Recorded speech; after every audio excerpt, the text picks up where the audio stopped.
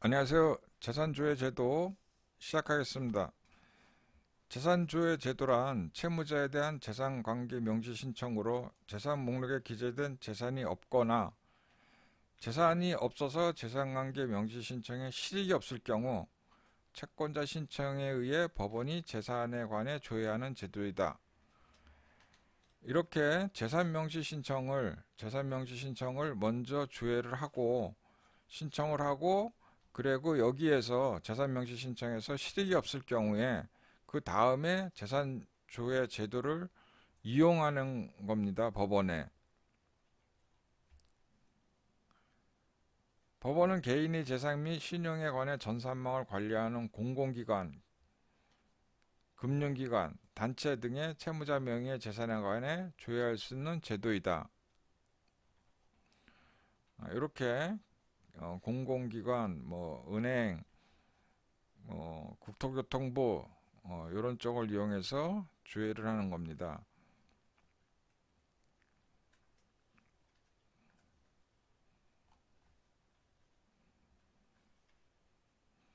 강제 집행 외의 목적으로 사용해서는 안 되며 위반 시 2년 이하의 징역이나 벌금에 처한다.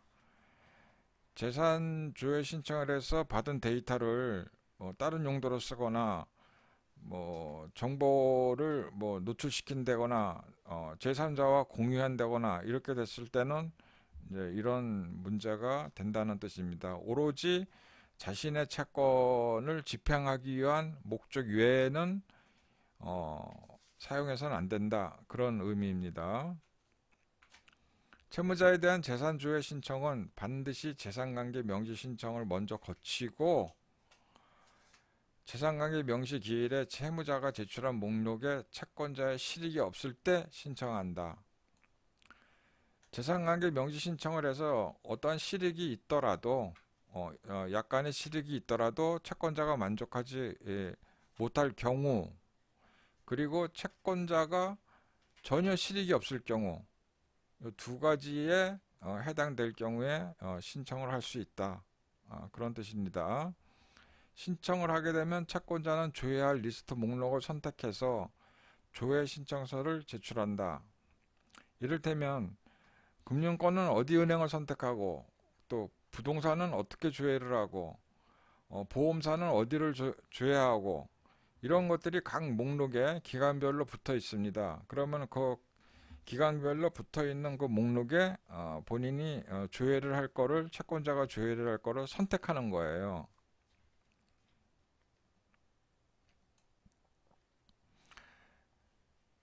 재산조회 신청서를 제출하는 신청서입니다. 채권자, 채무자, 조회 대상, 별지와 같은, 별지는 요거를 얘기하는 겁니다.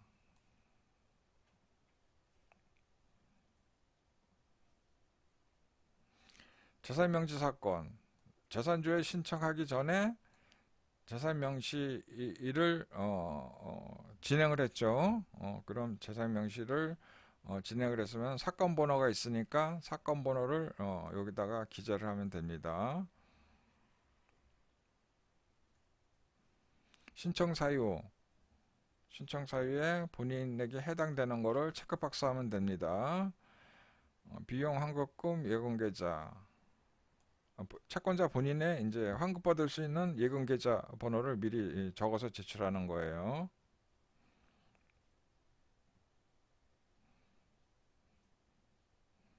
이게 이제 별지 목록이에요. 이게 내가 어떤 거를, 채무자의 어떤 거를 조회를 하고 싶다라는 거를 이제 그 신청을 하는 그 별지 목록인데,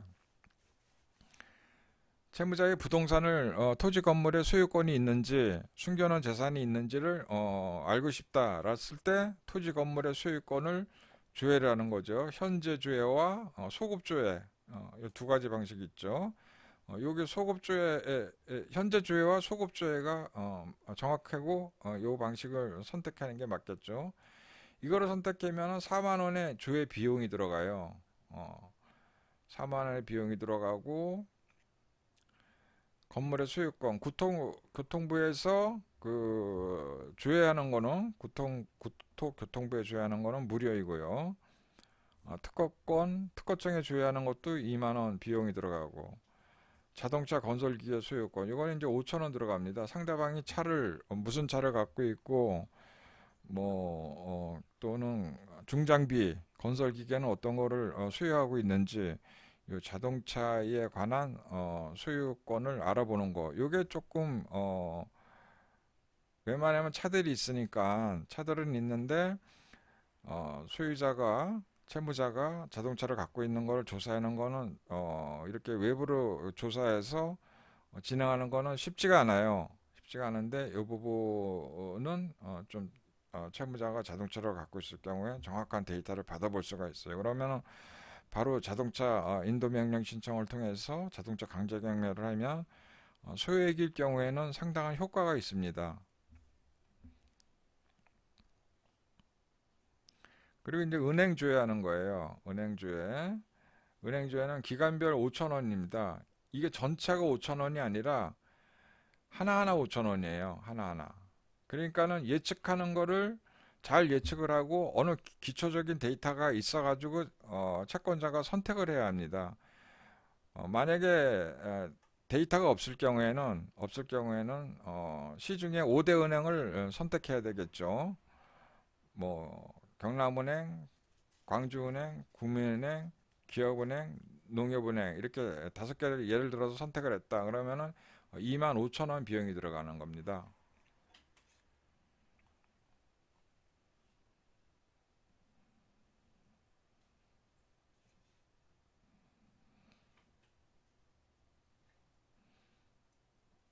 요거 이제 그 증권사 조회하는 거요. 예, 증권사 조회하는 거. 이것도 건 바이 건으로 기간별로 5천 원씩 들어갑니다.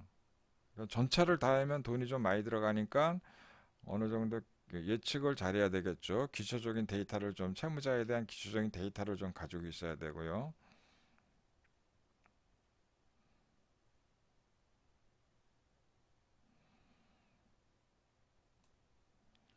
상호저축은행 그리고 농협. 농협은 이제 그 농협중앙회가 있고요. 농협은행이 있고 이제 단위 농협이 있죠. 단위 농협은 채권자가 어디 단위 농협을 조회를 해달라 하고서 이렇게 딱 적어야 돼요. 여기다가 단위 농협은 각각의 법인이 틀리거든요. 각각의 법인이 틀리니까 법인을 채권자가 알아내서 그 법인에 대한 그 채무자가 통장이 그 단위 농협에 거래를 했는지 안 하는지 조회를 해달라라는 신청을 요 칸에 쓰는 겁니다. 뭐 수산업 협동조합도 마찬가지고요. 대부분들이 단위 농협 거래를 많이 하죠. 요거는 못 찾는 경우가 많아요. 채권자들이.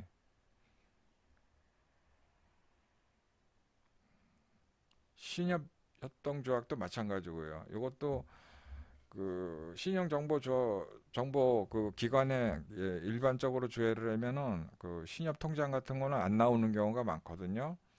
그러니까 법인이 틀리기 때문에요. 각각의 법인이 독립되어 있거든요. 본점이 하나가 아니라. 그러니까 신협도 미리 채권자가 조사를 해서 여기다가 쓰는 겁니다. 요 칸에다가.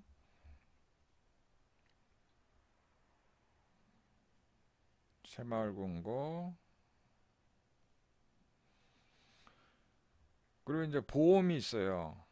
보험도 이것도 좀 집행을 통해서 실질적인 효과를 얻을 수 있는 가능성이 높아요. 요즘에는 웬만하면은 보험을 많이 이제 들어놓기 때문에 근데 이제 보험이 압류가 되는 보험이 있고 압류가 되지 않는 보험이 있습니다.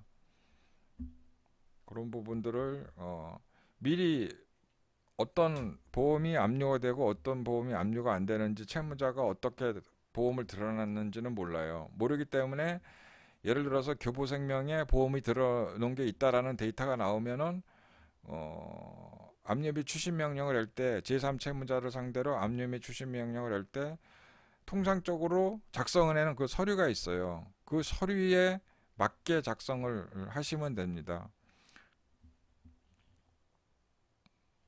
이게 이제 전체적으로 법원에 제출하는 그런 그 별지 목록이에요. 그 한 번에 조금 비용이 들어가도 이 데이터가 좀 정확한 데이터니까 이 방법을 선택하는 게 괜찮은 방법이에요.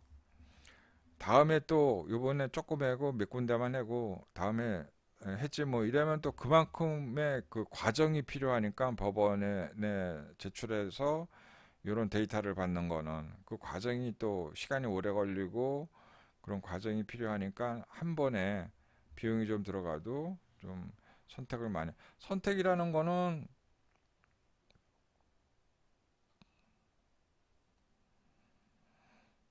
토지 건물 소유권은 당연히 해봐야 될 것이고요.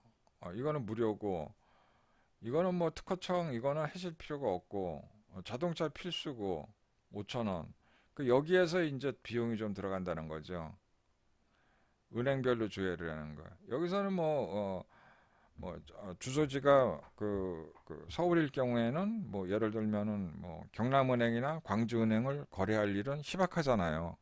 그러니까 이런 것들은 빼고 뭐 국민은행, 기업은행, 농협은행 뭐 이런 식으로다가 이제 선택을 해야 되겠죠. 뭐 부산은행을 거래할 일은 확률이 많지가 않으니까 부산은행은 제외를 하고 뭐 또 뭐 채무자가 뭐 부산이나 그 인근 도시에 사는 사람이다. 그러면 부산은행을 또 선택하고 이런 방식으로다가 기관별로다가 선택을 해야 되겠죠. 그러면 여기에서 좀 비용이 좀 더 많이 들어갈 거예요. 이 부분에서.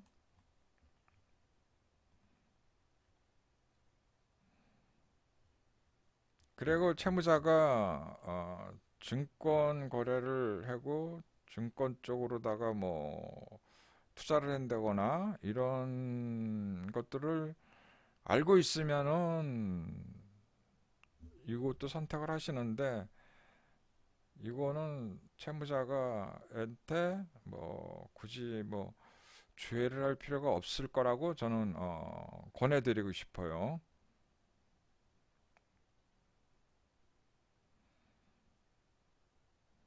네, 이렇게 해서 신청을 하시면 좋은 효과를 보실 수 있을 거예요.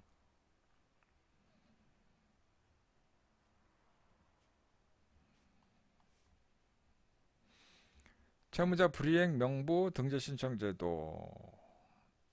채무자 불이행 명부 등재 신청 제도란 쉽게 얘기해서 신용불량을 각 본적지의 시구 면장에게 송부하여 비치하게 한다라는 뜻이에요. 채무 불이행자 명부 등재 신청이란 지급을 명한 집행 원인이 확정돼서 6개월이 내에 채무를 이행하지 않거나 재산 명시 명령의 위반 또는 허위의 재산을 목록을 제출한 경우 채무 불이행 명부에 등재해 줄 것을 법원에 신청을 하는 제도이다. 어, 채무자의 주소지 법원에 신청을 하는 겁니다. 채무 불이행 명부 등재 신청서를 작성하고 채무 불이행 사실과 재산 명시 신청에 관련된 사실을 소명할 수 있는 자료를 제출한다.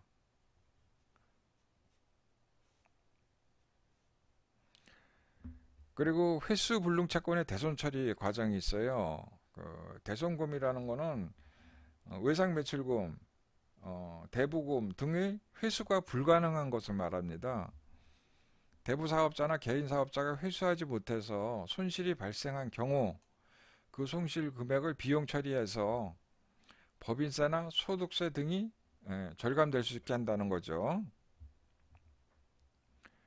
대손 처리 대상 채권, 세법상 대손 처리할 수 있는 채권입니다. 채무자의 현재 변제 자력으로 보아 회수 불능 채권, 채무자가 폐업을 했을 때, 채무자가 사망, 실종, 행불이 되었을 때, 채무자가 파산했을 때, 채무자가 강제 집행 결과 효력이 없을 때, 내가 여러 가지 수단을 강구해서 추심을 통해서 강제 집행을 했는데 아무런 효과를 얻지를 못했을 때, 변제적 능력이 없다고 판단했을 때, 채무자가 뭐 교도소에 있다거나 등등, 위 경우에 해당이 되더라도 채권자가 채권 회수를 위해서, 돈을 받기 위해서 꾸준히 노력을 해왔다는 것, 그러다 보면 채권 회수가 불가능하다는 사실을 증빙 자료를 통해 입증을 해야 합니다. 그러니까 그동안 채권 추심을 통해서 계속 법원에다가 압류미 추심 명령도 하고 강제 집행도 하고 뭐 경매 처리도 하고 이랬는데도 돈을 다 회수를 못했다는 그런 증빙 자료가 쭉 있지 않습니까? 그러니까 그 증빙 자료가 분명히 있어야 된다, 라는 뜻이에요. 그런 노력을 했음에도 나는 돈을 받지 못했다 랐을 때 이제 그 법인세나 소득세 등에서 대손 처리돼서 절감을 할 수 있는 겁니다. 조사 보고서에 기재할 사항, 법인 사업자, 법인 등기부상 소재지 사업자 소재지 관할 관세 공부상의 등기 등록된 소유 재산, 개인 사업자의 경우 채무자 본적지, 최종 주소지, 사업자 소재지를 관할하는 관세의 공부상에 등기 등록된 소유재산, 그 밖의 기재재산, 채무자 소유 동산, 관한사항, 타 장소에서 사업을 하고 있는지 확인, 채무자의 거래처, 거래은행에 대한 실태조사, 채권회수를 위한 재반 조치 내용, 기타 대손 처리 가능 채권, 소멸시효가 경과한 채권. 그러나 채권 회수를 위해 아무런 조치도 하지 않고 그냥 채권을 방치하고 있다가 시효가 완성된 것은 대손 처리가 불가능한 관련 증빙 서류가 있어야 함. 채권 추심을 위해서 내가 상사 채권을 꾸준히 추심을 했는데 이게 뭐 어떻게다가 연장을 못하고 뭐 채권이 소멸이 시효가 됐어요. 시효가 됐어도 처리가 가능한데 아무런 조치도 하지 않고 추심이나 어떤 뭐 경매 처리나 법적 처리, 가압류 등등을 아무런 처리도 하지 않고 그대로 내비뒀다가 대손 처리를 하겠다라고 제출을 하면은 증빙할 수 있는 서류가 없기 때문에 노력을 하지 않았다 받기 위해서 그렇게 판단을 하기 때문에 대손 처리가 가능하지 않은 채권이다라는 뜻입니다. 부도일로부터 6개월 이상 경과한 어음수표, 변제일 재산이 없다는 증명이 없어도 재손 처리 가능함. 부도일로부터 6개월 이상 경과한 어음수표는 변제할 재산이 없다는 증명이 없어도 대손 처리가 가능하다는 뜻입니다. 즉 강제 집행 결과 무자력 행불 등으로 집행 불능되어 진행 불능 조서가 작성된 경우, 수출 대금으로 외환은행장이 대손 처리를 승인한 경우, 세무서장으로부터 세금 징수 포기 결정을 받은 채무자에 대한 채권, 당보권이 있으면 제외한다. 이런 내용에, 이런 사항에, 이런 범주에 들어가도 대손 처리를 할 수 있다라는 그런 뜻입니다.